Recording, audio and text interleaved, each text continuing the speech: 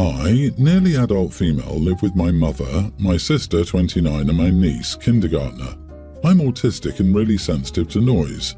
Baby cries are among the worst.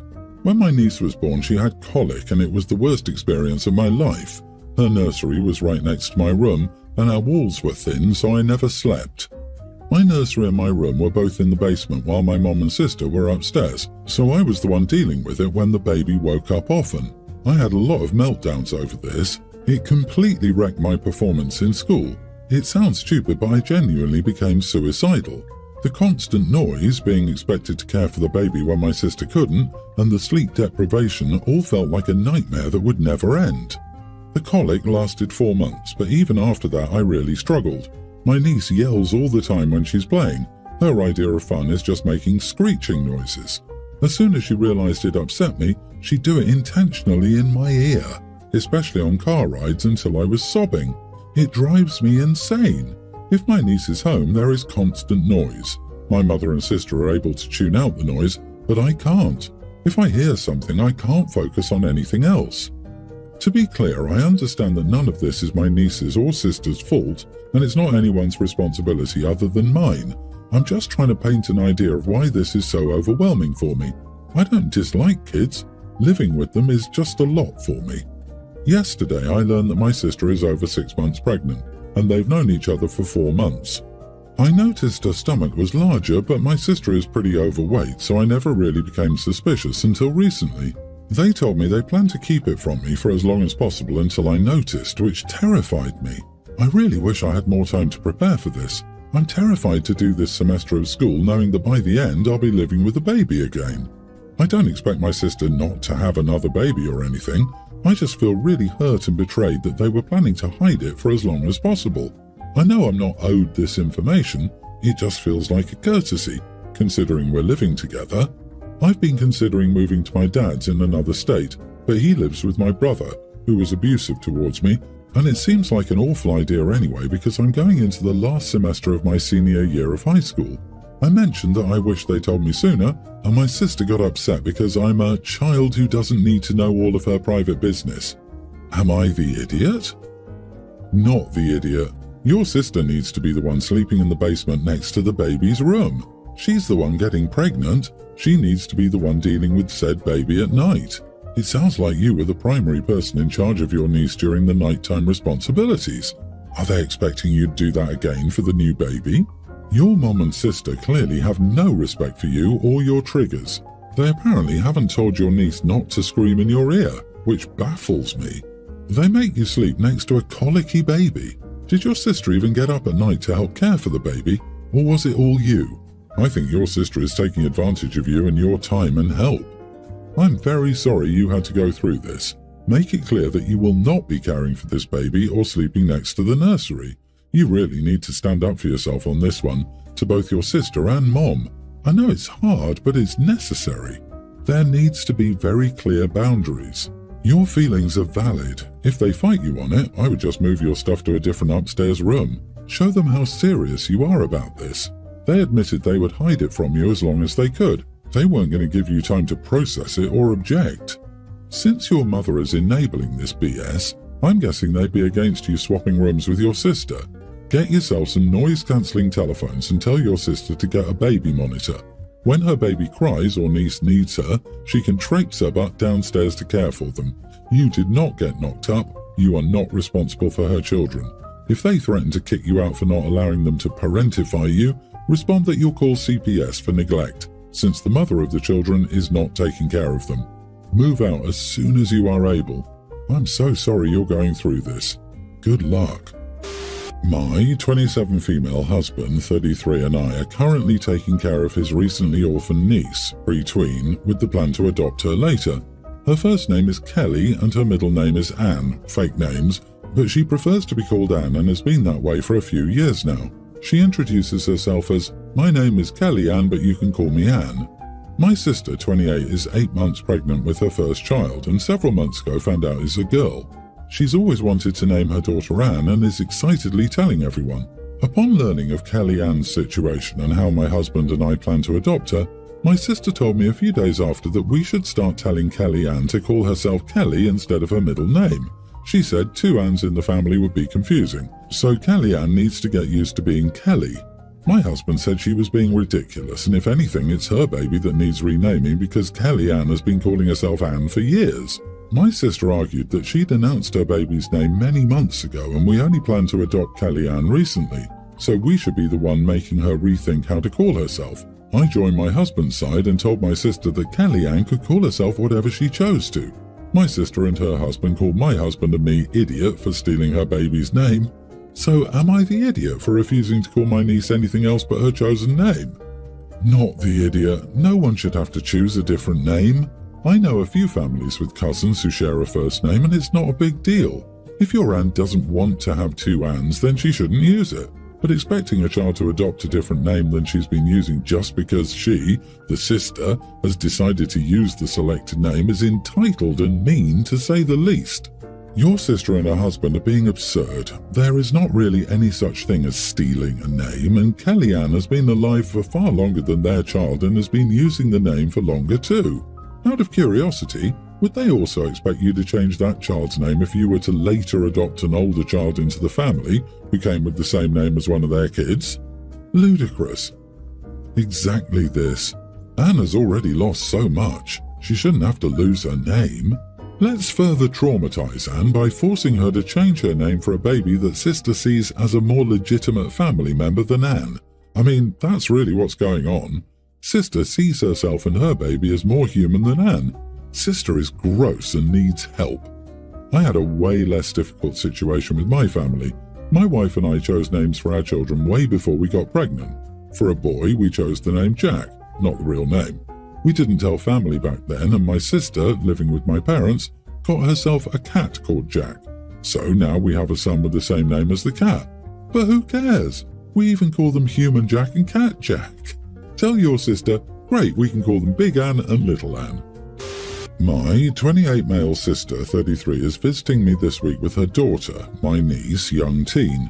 I was excited to host them in my house as I haven't really seen my family much ever since I moved away from our home state for my career. For context, I'm a lawyer at a large firm. That means I have to take work home often, so I have a room in my house set up as an office. My office has privileged information about cases and clients. Long story short, when my sister and niece arrived yesterday, and after I helped them get settled in, I told them that there's only one rule that I have for staying in my house. My office is off limits. Fast forward a few hours, and everything's fine and dandy. I'm just sitting on the couch with my sister watching a movie, until I get a call from a senior associate at work asking me to do a quick review of a document that he sent me via email. When I get upstairs, I see the door to my office is wide open and the lights are on. When I went in to investigate, my niece was sitting in my chair and taking selfies with her feet on my desk. I was beyond furious. I have only one rule for guests at my house, and it's to stay out of my office. I have that rule for a reason. Not only would I be at risk of disbarment, but the integrity of the entire case would be jeopardized if any of that information is leaked. While I'm not accusing her of that specifically, I don't want uninvolved people in my office taking pictures and posting them on social media where there may or may not be protected information in the view of the camera. I asked her what she was doing and she said, "I was just curious, I want to be a lawyer like you when I grow up." I told her, "Get the heck out and stay out, you little witch." My sister came running up the stairs after my niece started crying, and she told me that I was a monster for talking like that to a kid. I told her she had no business being in my office, and my sister said it didn't matter because she's just a kid. So, am I the idiot here? Everyone's the idiot here. A young teen is old enough to understand that a certain room is off limits and not to go in there. Your sister, because she doesn't seem to be teaching her daughter to follow the rules that you set out, and not giving her daughter any consequences for entering your office without permission. But calling niece a witch was taking it way too far. As a lawyer, you should have a much better grip on handling stressful situations without losing your cool. Yeah, dude, what's wrong with you? As a solo practitioner, I have to say this. I'd think a fancy-pants big firm attorney who has a bunch of privileged crap in their home office just like I do would put a damn locking knob on the door and/or keep all materials in locked cabinets when not in active use. You need to adequately protect these materials. Sure, your front door locks, but once someone's in the house, apparently they could easily get into this stuff without you noticing in time. Yeah, what the heck?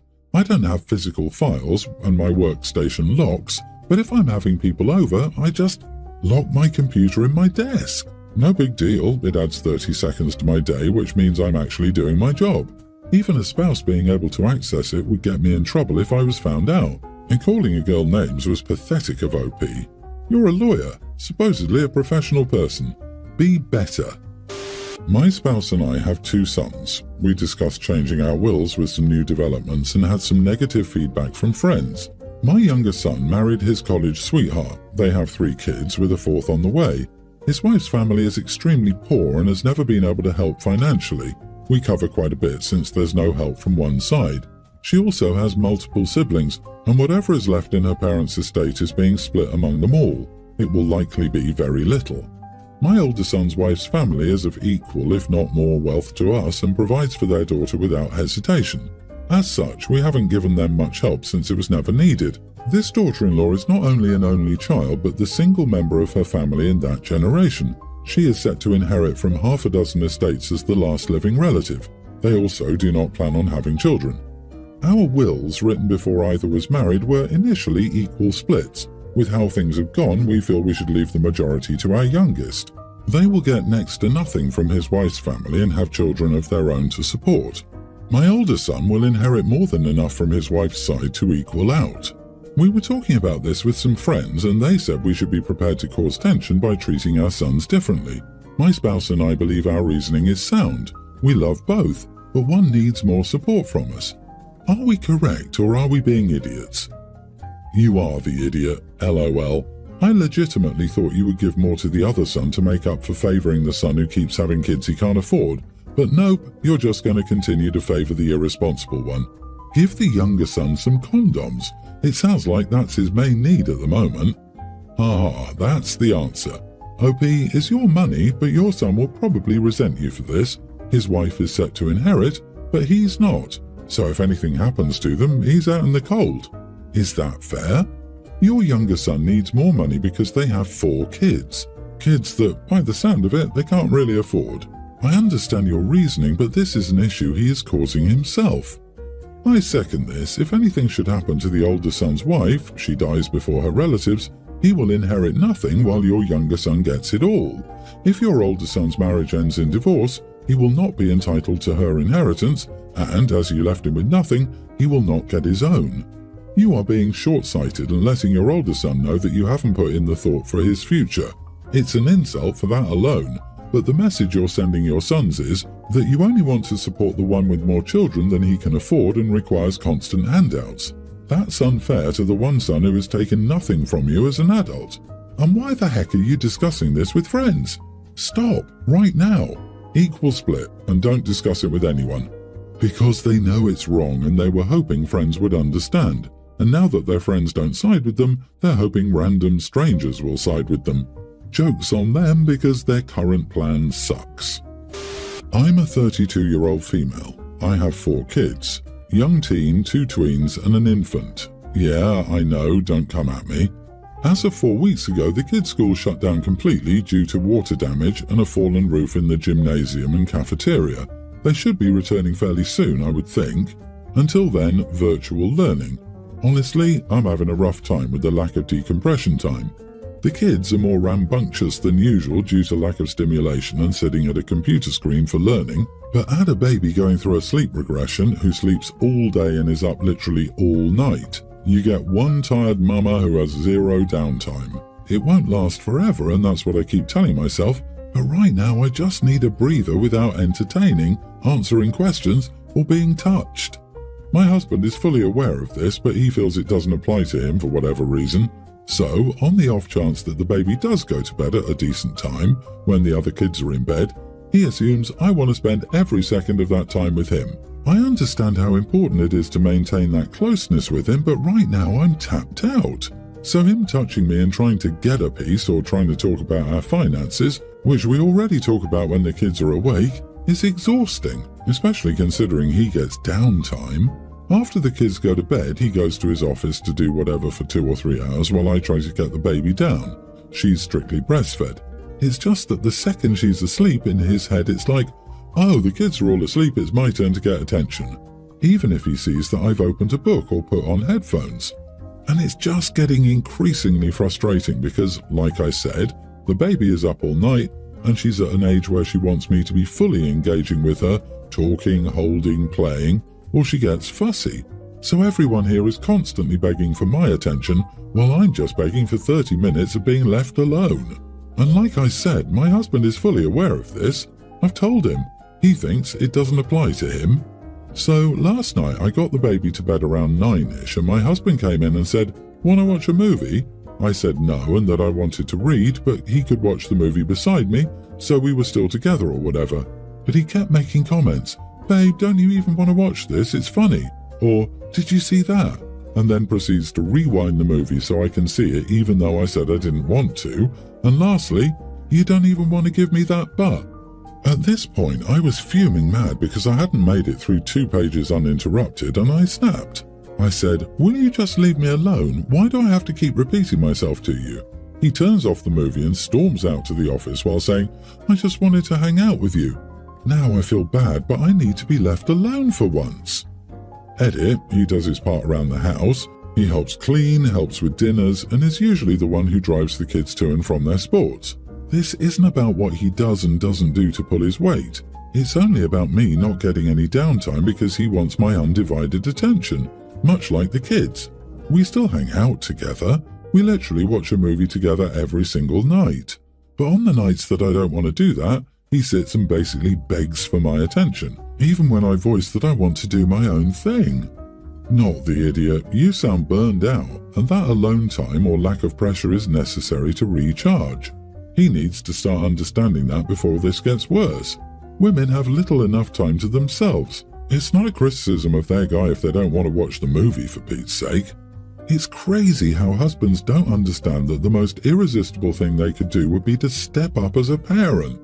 OP, I know you said he pulls his weight, but if one parent has 2 or 3 hours of free time a night and the other has 0, you need to redistribute equal. Tell him next week you'd like him to put the baby down. As soon as you're done nursing, hand him the baby and take time for yourself until it's time for the next feeding. If that recharges you, find a way to make it the routine at least some nights a week. Yes, but nursing doesn't always work like this. People think of breastfeeding primarily as a way to feed a baby, but it's actually primarily a relationship. OP may be the only person who can get the baby down with nursing. A better solution is for the husband to actually listen to his wife and give her space when she wants.